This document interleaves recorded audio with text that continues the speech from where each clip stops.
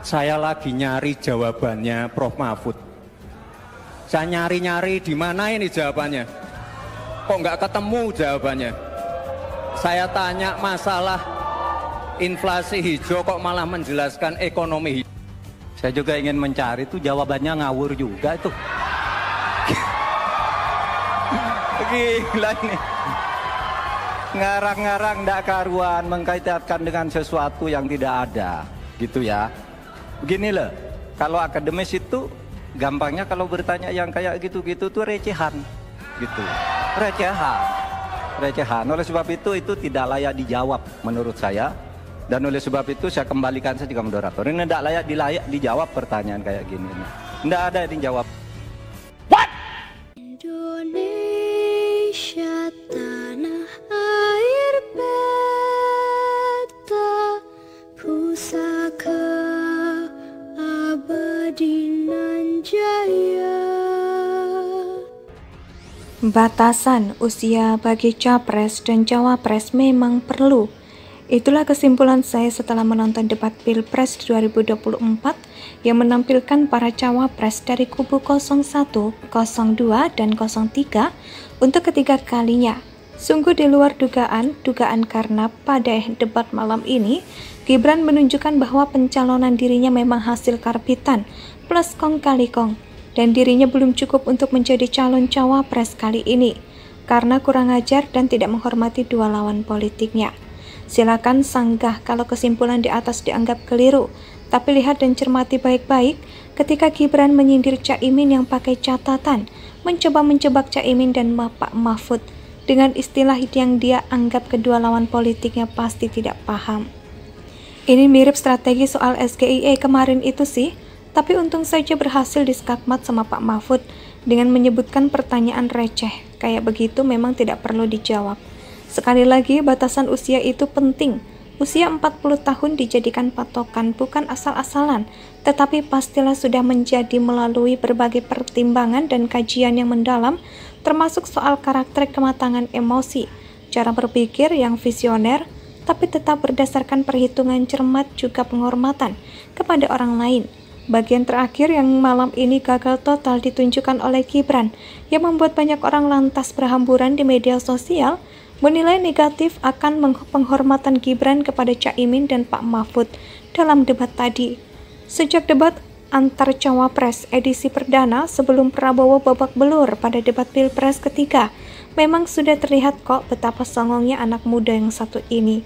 Meskipun dia menyebut Gus Muhaimin dan Prof. Mahfud, tapi dari nada bicara dan ekspresi mukanya tidak menunjukkan adanya respek.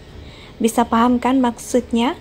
Penilaian itu semakin terbukti pada debat malam ini yang membuat sebagian orang melontarkan sindiran tajam bahwa anak muda hasil putusan MK yang cacat etika ya seperti ini, menjadi kurang ajar sama sosok yang lebih senior dan seharusnya Anda saling menghormati sebagai sesama kandidat cawapres di Pilpres 2024. Ya, kita lihat saja efek dari kekurangan jaran Gibran ini akan seperti apa. Menarik pula untuk ditunggu akan sesibuk apa tim Kubu 02 dan tentu saja sang ayahanda tercinta akan sepandik apa setelah debat ini. Jangan-jangan besok pagi beliau akan langsung berkantor di Solo. Oh alah Samsul, Mas Gibran, pantas saja. Tadi muka Prof. Mahfud terlihat agak beda dari biasanya. Beliau pasti heran kok ada orang muda kurang ajar kayak begini dipilih menjadi cawapres sih. Batasan usia bagi capres dan cawapres memang perlu. Itulah kesimpulan saya setelah menonton debat Pilpres 2024 yang menampilkan para cawapres dari kubu 01, 02, dan 03 untuk ketiga kalinya. Sungguh di luar dugaan karena pada debat malam ini, Gibran menunjukkan bahwa pencalonan dirinya memang hasil karbitan plus kong kali kong, dan dirinya belum cukup untuk menjadi calon cawapres kali ini, karena kurang ajar dan tidak menghormati dua lawan politiknya. Silakan sanggah kalau kesimpulan di atas dianggap keliru, tapi lihat dan cermati baik-baik ketika Gibran menyindir Caimin yang pakai catatan, mencoba menjebak Caimin dan Pak Mahfud dengan istilah yang dia anggap kedua lawan politiknya pasti tidak paham. Ini mirip strategi soal SGIE kemarin itu sih, tapi untung saja berhasil diskakmat sama Pak Mahfud dengan menyebutkan pertanyaan receh. Kayak begitu memang tidak perlu dijawab. Sekali lagi, batasan usia itu penting. Usia 40 tahun dijadikan patokan, bukan asal-asalan, tetapi pastilah sudah menjadi melalui berbagai pertimbangan dan kajian yang mendalam, termasuk soal karakter kematangan emosi, cara berpikir yang visioner, tapi tetap berdasarkan perhitungan cermat juga penghormatan kepada orang lain. Bagian terakhir yang malam ini gagal total ditunjukkan oleh Gibran, yang membuat banyak orang lantas berhamburan di media sosial, menilai negatif akan penghormatan Gibran kepada Caimin dan Pak Mahfud dalam debat tadi.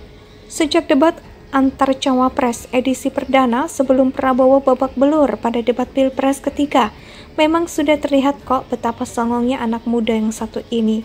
Meskipun dia menyebut Gus Muhaimin dan Prof Mahfud, tapi dari nada bicara dan ekspresi mukanya tidak menunjukkan adanya respek.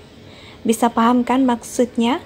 Penilaian itu semakin terbukti pada debat malam ini, yang membuat sebagian orang melontarkan sindiran tajam bahwa anak muda hasil putusan MK yang cacat etika ya seperti ini, menjadi kurang ajar sama sosok yang lebih senior dan seharusnya Anda saling menghormati sebagai sesama kandidat cawapres di Pilpres 2024. Ya, kita lihat saja efek dari kekurangan jaran Gibran ini akan seperti apa. Menarik pula untuk ditunggu akan sesibuk apa tim ses kubu 02 dan tentu saja sang ayahanda tercinta akan sepanik apa setelah debat ini. Jangan-jangan besok pagi beliau akan langsung berkantor di Solo. Oh alah Samsul, Mas Gibran, pantas saja. Tadi muka Prof Mahfud terlihat agak beda dari biasanya.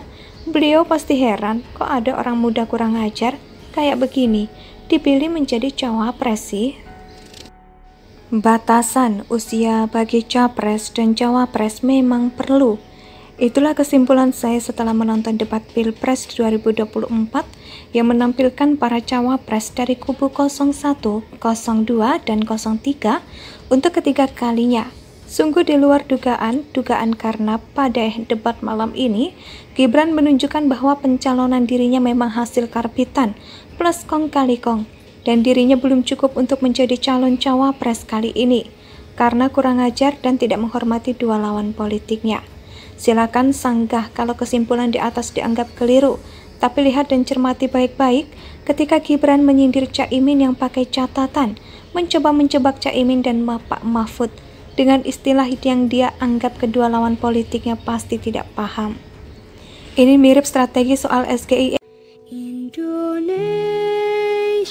sejak dulu kala tetap dipuja-puja bangsa.